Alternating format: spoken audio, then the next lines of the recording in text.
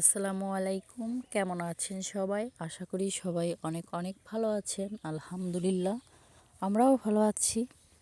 তো নতুন আরেকটি ব্লগে আপনাদের সবাইকে আরও একবার স্বাগত জানাই। তো যাই হোক, আমি আজকের ব্লগটি সকাল সকালে শুরু করলাম।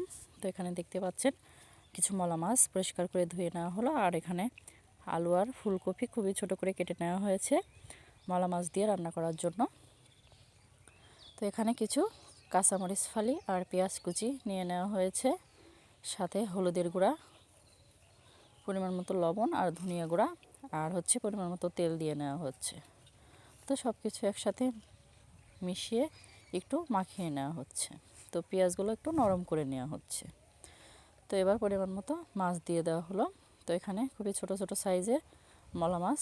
তো এখন মশলার সাথে একটু মেখে নেবে। আর আপনি যদি আমার চ্যানেলে আজকেই নতুন এসে থাকেন, চাইলে আমার চ্যানেলটিকে সাবস্ক্রাইব করে নিতে পারেন। আর এই ভিডিওটি যারা ফেসবুক পেজ থেকে দেখছেন, চাইলে তারা পেজটা ফলো দিতে পারেন। আর আপনি যদি অলরেডি সেই কাজটি করে থাকেন, তো আপনাকে জানাই অসংখ্য ধন্যবাদ।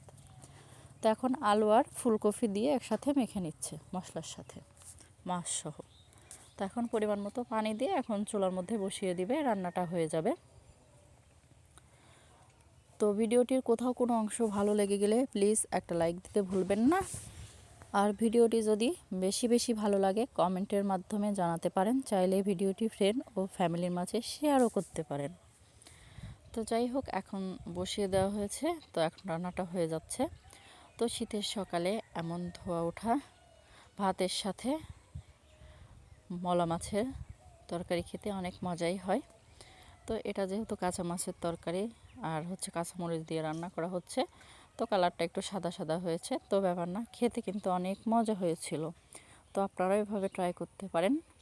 তো কাঁচা মাছ এভাবে চচ্চড়ি করলে অনেক মজা হয়। সাথে ফুলকপি আর আলু ছিল।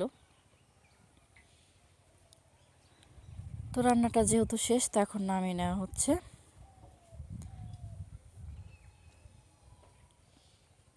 তো ভিডিওটি প্রথম থেকে শেষ পর্যন্ত দেখার জন্য সবাইকে ধন্যবাদ।